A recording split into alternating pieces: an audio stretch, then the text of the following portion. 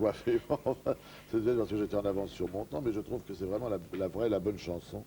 Et ça me plaît beaucoup. Dites donc, mais vous savez chanter vous aussi? Oh, dans le temps, j'ai chanté, mon petit, oui, j'avais une certaine organe, une certaine voix. Vous êtes à même de pouvoir juger justement les qualités de chanteur. Je vous avais vu à Mogador et puis au Châtelet.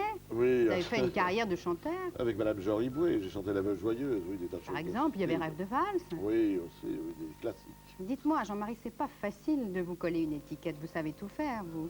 Ben, j'ai un joli habit de clown de toutes les couleurs, oui, ça me fait plaisir. C'est arrivé au fil des années, et puis voilà.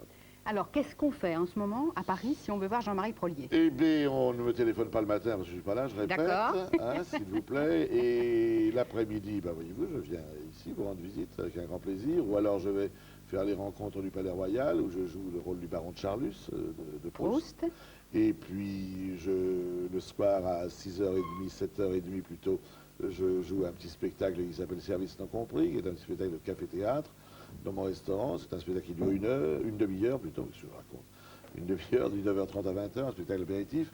Et puis... On vous voit au cinéma, dans le film de Claude Zidi. Oui, une scène. Avec Coluche, une scène, quand même. Qui m'a bien amusé d'ailleurs, à tourner. Bien, Coluche était vraiment dans une forme extraordinaire. Et puis les classiques, les classiques, Jean-Marie. L'après-midi, là ça va être mardi, mercredi, jeudi, vendredi. Voilà, on sait tout.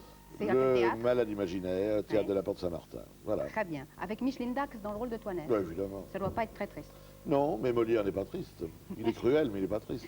Bon, Jean-Marie, vous savez un peu tout faire. Vous avez quand même une carrière assez étonnante. Je veux dire qu'il n'y a pas de grande lignée classique. Je veux dire, vous n'avez pas fréquenté l'enseignement traditionnel du théâtre. Honnêtement, je ne l'ai pas fréquenté. Je l'ai peut-être même un peu fui par moments parce que ça me semblait un peu ennuyeux. Et puis la vie est passée, puis voilà, j'ai fait mon travail. Dites-moi, je me trompe ou le papier, sous toutes ses formes, ont d'ailleurs eu une importance un petit peu dans votre vie? Ah ben, vous savez, il y a des gens qui sont fétichistes. Moi, c'est le papier imprimé qui m'excite parce que d'abord, j'ai commencé comme balayeur dans une grande librairie de la rive gauche, dont nous ne dirons pas le nom. Michel. Et alors, j'étais au milieu des papiers, papier propre, papier sale, papier qui avait déjà servi à de nombreux élèves, ou papier neuf. Tout ça était très excitant. Et puis après, j'ai été dans un journal qui s'appelait Le Libérateur du Gâtinais. J'aimais beaucoup le papier, j'aimais voir l'impression, je savais lire à l'envers les compositions, enfin tout ça, tout ce qui est inutile maintenant. Et puis, j'aime écrire. Oui. Pour moi. Mais vous aviez écrit un manuel du parfait célibataire. Vous avez quelque chose, c'est peut-être le moment de retrancher ou de rajouter quelque chose? Non, je n'ai rien à dire de plus ni de moins, sinon qu'on s'occupe de moins en moins des célibataires, que mon livre a bien marché, mais qu'il n'a pas fait œuvre...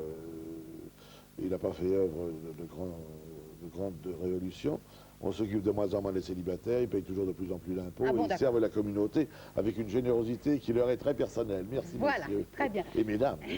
Alors vous récidivez dangereusement en produisant, Jean-Marie, un nouveau livre. Dangereusement, c'est pour l'éditeur. Dangereusement, pour les éditions Magès, en tout cas, un almanach des soupes et de la cuisine bourgeoise. Alors vous voilà peut-être versé dans le destin national. Vous savez qu'on dit que les nations, le destin des nations dépend de la façon dont elles se nourrissent. Absolument. Vous allez peut-être lancer une nouvelle... Nous allons vers l'austérité, mais une austérité assez joyeuse et confortable, paraît-il. Alors, au fond, c'est la vie. On a toujours été toujours obligé de faire des économies, de faire attention, mais on aime bien s'éclater quelquefois.